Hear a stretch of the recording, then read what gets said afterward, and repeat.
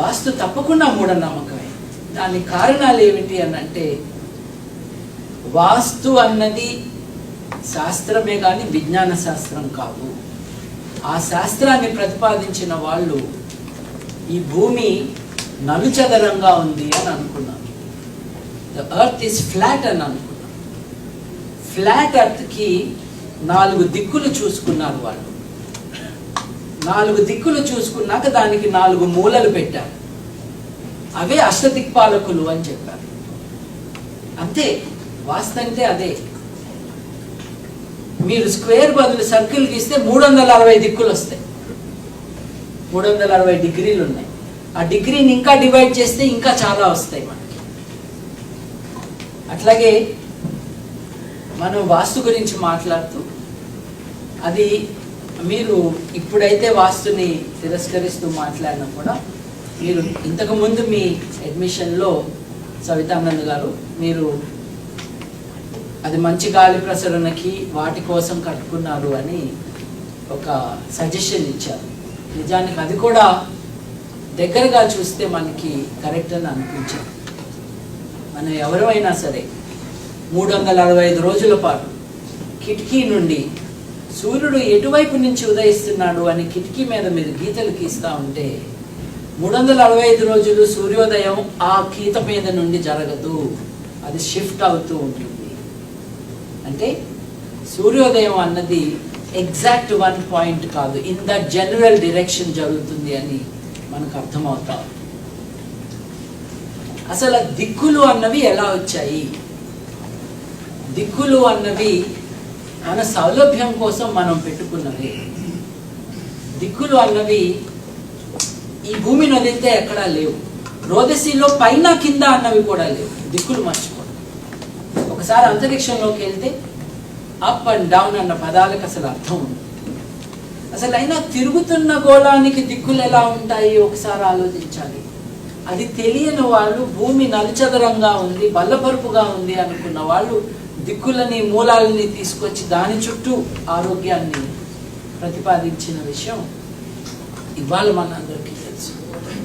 ఒకసారి జాగ్రత్తగా చూస్తే మనం మళ్ళీ కూడా కుల వ్యవస్థలోకే వస్తున్నాము. ఒకసారి చూడండి, ఎన్టీ రామారావు గారు ముఖ్యమంత్రి అయ్యారు. అవ్వంగానే గబగబా 4 గోడలు పడేసి 3 గోడలు కట్టారు. చేసిన 2 ఏళ్లకి ఆయన పదవి పోవటము, ఆ తర్వాత చనిపోవటం అన్నీ జరిగినాయి. ఆయన స్థానంలో వచ్చిన ఇంకొక ఆయన మళ్ళీ ఇంకొక ఇల్లు, మళ్ళీ ఇంకొక బిల్డింగ్ పడేయటము చేయటము ప్రభుత్వం డబ్బులతో చేయటం జరిగింది. అప్పటి నుంచి ఇప్పటికి వచ్చిన ప్రతి ముఖ్యమంత్రి కూడా తనకు వచ్చిన ఇల్లుని పడేయటం కట్టడం జరుగుతాం. నిజంగా వాస్తు అనేది శాస్త్రం అయితే, నిజంగా వాస్తు అనేది విజ్ఞాన శాస్త్రం అయితే ప్రతి ముఖ్యమంత్రికి కొత్త రకం ఇల్లు ఎందుకు కావాల్సి వస్తుంది?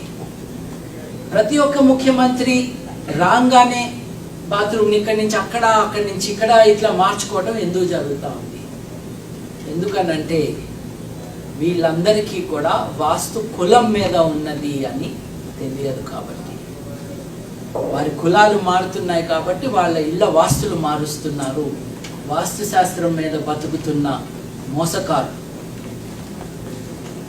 ఒకసారి చూడండి, తెల్లని భూమి ఉత్తమం అంట, ఎర్రని భూమి మధ్యమం అంట, పసుపు రంగు భూమి అధమం అంట, నల్ల రంగు భూమి అత్యంత అధమాధమం అంట. నల్ల రంగు భూమి అంటే రేగడి విత్తులు ఉండే మంచి నేల, బాగా పంటలు పండే నేల, అది అధమాధమం. తెల్లని భూమి ఉత్తమం అంట. ఉత్తమమైన తెల్లని భూమి బ్రాహ్మణులకి చెందుతుందంట. ఎర్రని భూమి మధ్యమం కాబట్టి క్షత్రియులకు వెళ్తుందంట. పసుపు రంగులో ఉన్న భూమి అధమము కాబట్టి అది శైవులకి, వైశ్యులకు వెళ్తుంది. నల్ల రంగు భూమి అధమాధమం కాబట్టి అది శూద్రులకు వెళ్తుందంట. ఇది వాస్తుశాస్త్రం చెప్తూ ఉన్న విషయం. మాట్లాడితే ఇదొక సైన్సు, అప్పుడప్పుడు పాత ఇంజనీర్లు చేసింది అని మనం అనుకోవాల్సిన అవసరం లేనే లేదు. వాస్తు ప్రకారం వాళ్ళు రాసుకున్న పుస్తకాల్లో విషయాలే. మళ్ళీ ఉత్తమంగా ఉన్న తెల్ల భూమి తీయగా ఉంటుంది, మధ్యమంగా ఉన్న ఎర్రని భూమి కారంగా ఉంటుంది, పసుపు రంగులో ఉన్న అధమంగా ఉన్న భూమి పుల్లగా ఉంటుంది, నల్ల రంగులో ఉన్న అధమాధమమైన భూమి చేదుగా ఉంటుంది. అరే ఇల్లు కట్టుకోరా అంటే మట్టి తిని దాని రుచి చూసుకుంటున్నారు ఏంటండి వీళ్ళు? పుల్లగా ఉన్న భూమి ఏంటండి, చేదుగా ఉన్న భూమి ఏంటండి, తీయగా ఉన్న భూమి ఏంటండి? అది కులాలకి లింక్ ఏంటండి? వాస్తు గురించి మాట్లాడటము ఇంజనీరింగ్ గురించి కాదు. వాస్తు గురించి మాట్లాడటము కులం ఆధారంగా, కుల వ్యవస్థకి ఎక్స్టెన్షన్గా. ఎలా అయితే జ్యోతిషమో అలాగే వాస్తు కూడా. Let us accept, let us be smart enough to understand what it means. వాస్తుకి దిక్కులు కావాలి, మూలాలు కావాలి, ఎత్తు పల్లాలు కావాలి. ఇంతమంది సివిల్ ఇంజనీరింగ్. ఇక్కడ ఉన్న వాళ్ళలో సివిల్ ఇంజనీర్లు ఉంటే ఒకసారి చేయొద్దండి. సార్ మీకు ఇంతేనండి చెప్పింది, ఒక బిల్డింగ్ బాగా ఉండాలి అని అంటే ఈ చాలండి, ఎత్తు దిగుడు ఇది ఉంటే చాలండి. ఎటువైపు నీరు సోర్స్ ఉంటే దాని కారణంగా అదృష్టం వస్తుంది. అరే సివిల్ ఇంజనీరింగ్లో అదృష్టం లేదు కానీ దీంట్లో అదృష్టం ఉందండి. పడమర వైపు వెస్టర్న్ సోర్స్ ఆఫ్ వాటర్ ఉంటే, when the source of water is west, then it brings disaster. భారతదేశంలో మనకి వెస్టర్న్ సైడ్ ఏమున్నది అని అంటే సముద్రం ఉన్నది. భారతదేశంలో మోస్ట్ సక్సెస్ఫుల్ కమర్షియల్ సిటీ ఏది అని అంటే బాంబే. దానికి వెస్ట్నే ఉంది వాటర్, కానీ it is doing very well, at least better than the rest of the country.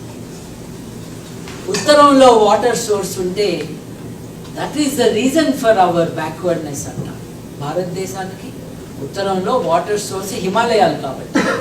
అయితే ఏం చేద్దాం, చైనాకి ఇచ్చేద్దామా? అయినా వాటర్ సోర్స్ నార్త్లో ఉంటే దాని కారణంగా దేశం అంతా ఖరాబ్ అయిపోతూ ఉంటే, అవి లేకపోతే అసలు వానన్నా పడుతుందా ఈ దేశంలో? నీళ్ళన్నా వస్తాయా? మీరు పవిత్రంగా చెప్పుకుంటున్న గంగానదికి నీళ్ళు ఎక్కడి నుంచి వస్తాయి? బ్రహ్మపుత్రకి ఎక్కడి నుంచి వస్తాయి? హిమాలయాలు లేకపోతే. అంతేకాదు, ఉత్తరంలో వాటర్ సోర్స్ ఉంటే బ్యాడ్, కానీ దక్షిణంలో వాటర్ సోర్స్ ఉంటే చాలా మంచిది అని చెప్తున్నారు. సరే, భారతదేశానికి ఉత్తరంలో వాటర్ సోర్స్ ఉంది కాబట్టి it is a bad thing. భారతదేశం చాలా పువర్గా ఉంది. మరి చైనాకి సౌత్లే కదండి ఉన్నది, హిమాలయాలు. టిబెట్ కూడా సౌతే కదండి. మరి టిబెట్ ఎంత అద్భుతంగా జపాన్ లాగా ఉండాలిగా సౌత్లో ఉంటే? లేదే. సౌత్లో వాటర్ సోర్స్ ఉన్నా కాలేదే. మళ్ళీ ఈస్టర్న్ సోర్స్ చాలా మంచిది అని చెప్తున్నాం. ఎందుకంటే అక్కడి నుంచి సూర్యుడు ఉదయిస్తాడు కాబట్టి చాలా గొప్పది అని చెప్తున్నాం. అయితే ఒడిశాకి ఫస్ట్ సూర్యుడు ఉదయిస్తాడు, మహారాష్ట్రకి లాస్ట్ కదండి. ఒడిశా చాలా బాగా అద్భుతంగా ఉండాలి, పంజాబ్ కన్నా బీహార్ ఇంకా గొప్పగా ఉండాలి. అసలు అన్నిటికంటే ముఖ్యం ఈస్టర్న్ మోస్ట్ కంట్రీలు చూసుకుంటే జపాన్ ఇంకా చాలా గొప్పగా ఉండాలి, అక్కడే సూర్యోదయం ఫస్ట్ అవుతుంది. మరి దాంట్లో కదండి ఆటం బాంబ్ పడింది. ఎట్లా? How does it make sense? It's stupid claims that are made. It is stupid claims of vastu that are made, that are sustained by NRI Hindu Indians in the US. It is terrible. It is stupid. $50,000 premium కడుతున్నారంట తెలివైన వాళ్ళు. వీళ్ళకి వీసాలు ఎందుకు ఇచ్చారండి? ఎట్లా వచ్చినాయండి ఈ దేశంలో? ఈస్ట్ ఫేసింగో నార్త్ ఫేసింగో అది బొంద ఫేసింగో దానికి $50,000 ఎక్స్ట్రా కడుతున్నారండి. వీళ్ళకి వీసా ఎట్లా ఇచ్చారండి? వీళ్ళు ఎట్లా చదువుకున్నారండి? వీళ్ళు ఎట్లా పరీక్షలు పాస్ అయ్యారు? What a terrible thing that they are doing, destroying themselves, their own welfare in this stupidity.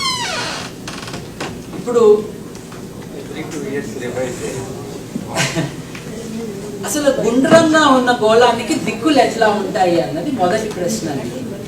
రెండోది, మీరు శుభమా తూర్పు నుండి అంటే ఈ సైడ్ నుండి సూర్యుడు ఉదయిస్తున్నాడు అని మీ ఇల్లు ఇటు సైడ్గా ఉండేటట్టుగా కట్టుకున్నారండి.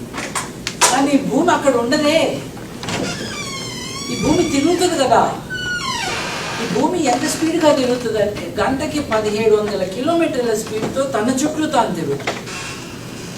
గంటకి 1,00,000 కిలోమీటర్ల స్పీడ్తో సూర్యుడి చుట్టూ తిరుగుతాం. మీరు ఇంత కష్టపడి చదువు రాని ఒక వాస్తు పండితులను తీసుకొచ్చి వాడితో మీరు రాయించుకుని ఆ ప్రిస్క్రిప్షన్ ప్రకారం మీరు ఇల్లు కడితే, మీరు అంత కష్టపడితే 6 గంటల్లో అది తిరిగిందిగా, ఇంకో 6 గంటల్లో ఆపోజిట్ సైడ్కి వెళ్ళిందిగా మీ ఇల్లు. దీనికి $50,000 మళ్ళీ 75,000. అంటే ఇంగిత జ్ఞానం ఎంత కోల్పోతున్నామంటే మనం మన వెల్ఫేర్కి అగేన్స్ట్గా, యాంటీ అవర్ సెల్స్, మన నమ్మకాల కారణంగా we are destroying our own wealth, hard earned wealth and our own intelligence. That is what is happening. మళ్ళీ ఒక రకంగా ఒక డైరెక్షన్లో నది నీరు పారితే అప్పుడు అదృష్టం, లేకపోతే అదృష్టం ఉండదు అని అంటారు. మహారాష్ట్రలో, గుజరాత్లో వాస్తుకు వ్యతిరేకంగానే నదులు పారుతున్నాయి. ఉన్న రాష్ట్రాల్లో అవే బాగా ఉన్నాయి ఆ దేశంలో. అయినా ఇంత బాగా ఉన్నదండి అమెరికా, ఇక్కడ వాస్తు లేదు. మిసిసిపి ఎటుపోతుందో, హడ్సన్ రివర్ ఎటుపోతుందో ఎవడు ఆలోచించడండి. ఇక్కడికి తీసుకొచ్చారండి వాస్తు. అసలు ఇట్ కెనాట్ బి అండర్స్టూడ్. ఆగ్నేయం దిశగా నీకేదో ఉండాలి అని బాగానే ఉంది, నీ పక్కింటోడికి అది నైరుతి అయిందిగా, మరి వాడెట్లా కట్టాలి? ఒక దుకాణం ఉంది, కమర్షియల్ స్ట్రీట్, ఇవన్నీ ఈస్ట్ ఫేసింగ్ అయితే ఇవన్నీ వెస్ట్ ఫేసింగ్ కావా? మరి వాడికి ఉద్యోగం లేదా, వాడికి బిజినెస్ లేదా? So people are playing with our ignorance and our fear. ఇవన్నీ చేయకపోతే నాకేదో నష్టం జరుగుతుంది అని భయపడుతూ చేయటం. కానీ చూడండి, వీళ్ళు ఇంత చెప్పి వాస్తు ప్రకారం కడితే బిల్డింగ్ గట్టిగా ఉంటుంది, అది ఇంజనీరింగ్ సైన్స్ అని చెప్తున్నారు కదా. భారతదేశంలో వాస్తు ప్రకారం కట్టి 2000 సంవత్సరాల నుంచి ఉన్న ఒక బిల్డింగ్ పేరు చెప్పండి. ఒకటే, ఎక్కువ వద్దు. గత 2000 సంవత్సరాల నుండి వాస్తు ప్రకారం, ఎందుకంటే చాలా గట్టిగా ఉంటుంది కదా వాస్తుతో కట్టి, గత 2000 సంవత్సరాల్లో చెక్కు చెదరకుండా ఉన్న ఒక బిల్డింగ్ పేరు చెప్పండి. లేదు. కుతుబ్ మినార్ 2000 సంవత్సరాలు ఎక్కడ సార్? అది వాస్తుతో ఎక్కడ కట్టారండి?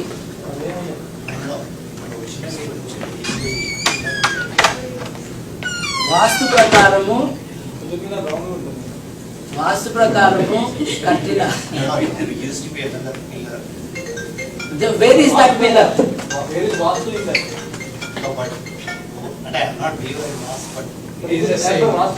But let us take up what he has said. Qutub మినార్కి ముందు అక్కడ ఇంకోటి ఉండేది, మరి ఏదది? వాస్తు ప్రకారమే కట్టారుగా, ఎందుకు మాయమైపోయింది? అది నా ప్రశ్న. అట్లాగే వాస్తు ప్రకారం ఇన్ని గుళ్ళు గోపురాలు కడుతూ ఉంటే, వాడి పేరు మర్చిపోయాను నేను సడన్ గా, సోమనాథ్ దేవాలయం 17 సార్లు వాడు దండయాత్ర చేశాడు, గజనీగాడు. వాడు 17 సార్లు ఎట్లా వచ్చాడు? వాస్తు ప్రకారం చక్కగా కడితే ఆ గొడ్డుని పడేసి పడేసి పడేసి పడేసి పడేసి ఎట్లా చేశాడు అంటే, there is no solid evidence to say vastu is even an engineering architectural contribution for healthy living. Greek నగరాలు దొరుకుతా ఉన్నాయి, ఈజిప్ట్ నగరాలు దొరుకుతా ఉన్నాయి, పిరమిడ్లు 5000 ఏళ్ళ నుంచి ఉన్నాయి వాస్తుతో సంబంధం లేకుండా. సౌత్ ఫేసింగ్ వద్దంటారండి. ఈ ప్రపంచంలో అత్యంత శక్తివంతమైన ఇల్లు వైట్ హౌస్ అండి. అది ఏ ఫేసింగ్ ఒకసారి చూసిరండి. వాడేమీ చూసుకుని కట్టలేదే, తూర్పనో పడమరనో దక్షిణమనో పైననో కిందనో. వాళ్ళు they were building it on real principles of architecture, not this nonsense. ఇకపోతే భోజరాజు గారి సంగతి చాలా మంది వినే ఉంటారు. He was a king, but he was a prolific writer. భారతదేశంలో 80 పుస్తకాలు రాసిన ఏకైక రాజుగారు భోజరాజు. భోజరాజు గారు చెప్పారు ఆయన రాసిన పుస్తకంలో, సమరాంగణ సూత్రధార పుస్తకంలో, మినిమిడి జ్ఞానంతో గృహ నిర్మాణం చేపట్టే వాస్తు శిల్పులకు మరణశిక్ష విధించాలి అని.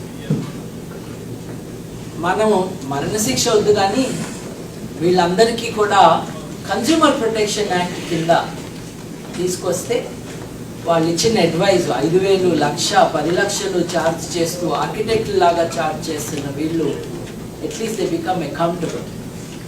చెప్తున్నారు, మీ ఇల్లు ఉండకూడని చోట పల్లంగా ఉంటేనో, ఉండకూడని చోట మెరకు ఉంటేనో పుత్ర నష్టం జరుగుతుంది, వ్యాపార నష్టం జరుగుతుంది, భార్య చనిపోతుంది అని భయపెడుతూ ఉన్నారు. No civil engineering science will ever tell you that is what will happen. తలుపులు కిటికీలు సరిగ్గా లేకపోతే గాలి ఆడదని చెప్తారు, అంతేగాని నీ కూతురు చచ్చిపోతుంది అని చెప్పి, నీ కొడుకు చచ్చిపోతాడని చెప్పి, ఇంట్లో ఉన్న అందరికీ నష్టం అని చెప్తారు. అది సైన్సే కనుక అయితే అది అందరికీ వర్తించాలి, కులం ప్రకారం వర్తించదు. నా చిరకాల మిత్రుడు శ్రీనాథ్ గారు ఇక్కడ ఉన్నారు. ఆయన ఈజ్ ఎ ఫార్మసిస్ట్. మందులు కావాలంటే నేను బ్రాహ్మణుడిని, నాకు ఈ మంది, నేను అంటరాని కులం వాడిని, నాకు ఈ మంది అని అడిగినప్పుడు అది సైన్స్ అయినప్పుడు ఇది సైన్స్ అవుతుంది. If your prescription is based on your caste, it cannot be scientific.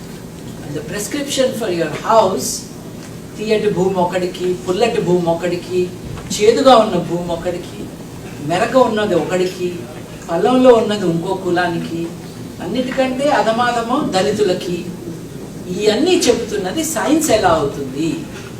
ఇది సైన్స్ కాదు, ఇది కులతత్వం, ఇది అమానుషం, ఇది ఇగ్నోరెన్స్.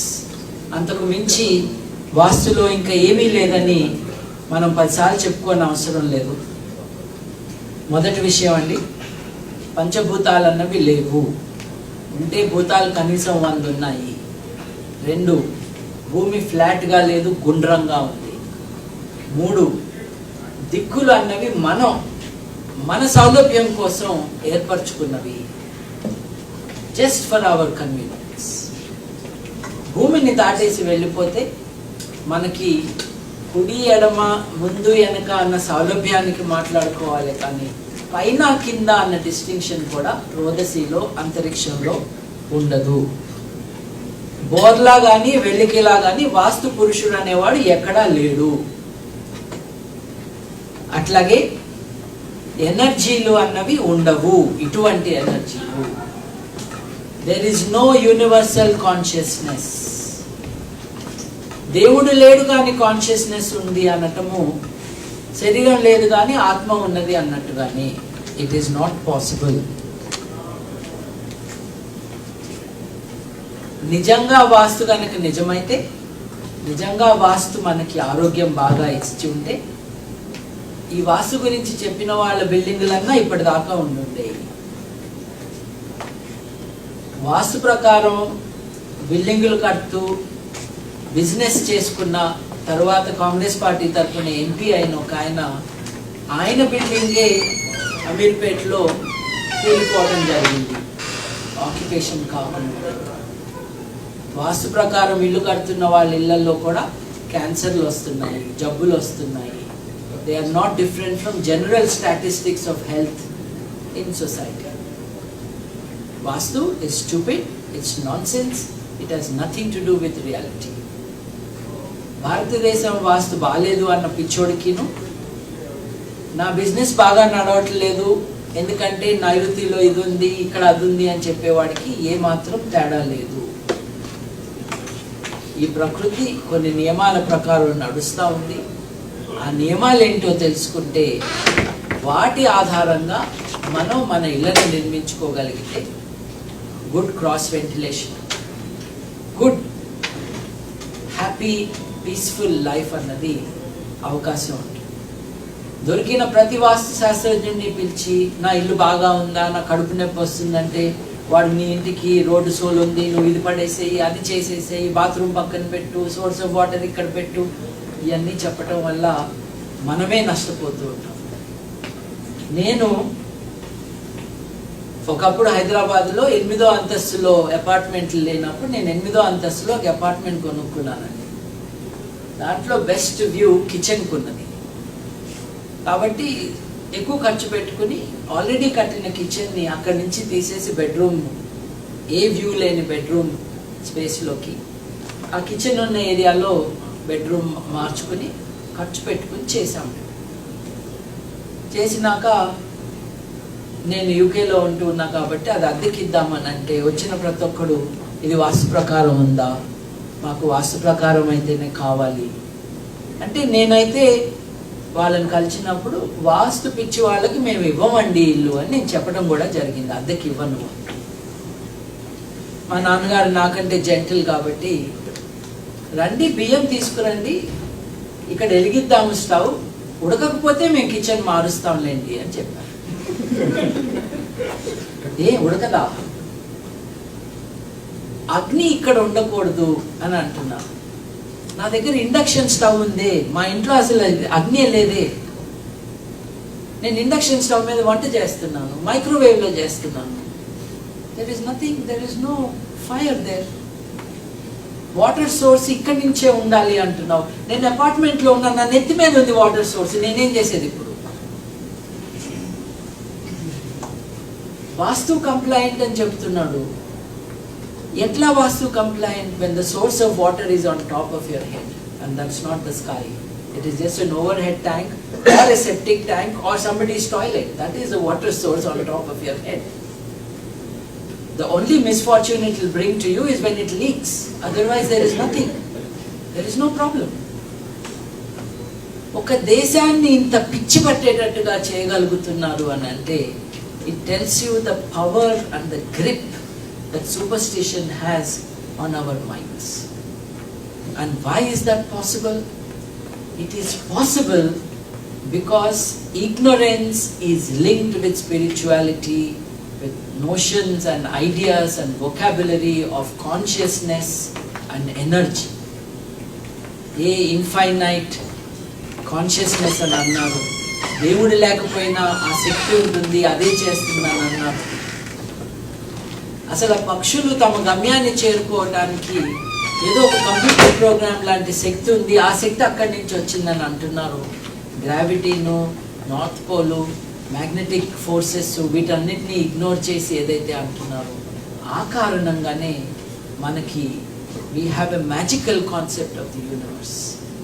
అక్కడెక్కడో శుక్రుడు ఉన్నాడు, ఇక్కడెక్కడో శని ఉన్నాడు, వాడు శూద్రుడు, వాడు నా మీదకి ఏదో ఒక ఉపద్రవాన్ని తీసుకొస్తున్నాడు కాబట్టి వాడి మీదకి నేను నా ఇన్ఫ్లుయెన్స్ యూజ్ చేసి ఎవరికి అర్థం కాని సంస్కృతంలో మంత్రం చదివి, ఆ మంత్రం ఇక్కడి నుంచి 62 కోట్ల కిలోమీటర్ల దూరంలో ఉన్న శనిగ్రహం దాకా వెళ్ళి ఆ శనిగ్రహం నుంచి నా మీదకు వస్తున్న నెగటివ్ ఇన్ఫ్లుయెన్స్ని ఆపుతుందా? అరే నువ్వు పెద్దగా మాట్లాడితేనే వినపడతలేదని సెల్ ఫోన్ కొనుక్కుంటువే, నువ్వు శుక్రుడితోనూ సూర్యుడితోనూ ఎట్లా మాట్లాడతావు ఇక్కడి నుంచి సంస్కృతంలో? అయినా ఆ మంత్రాలు చదివి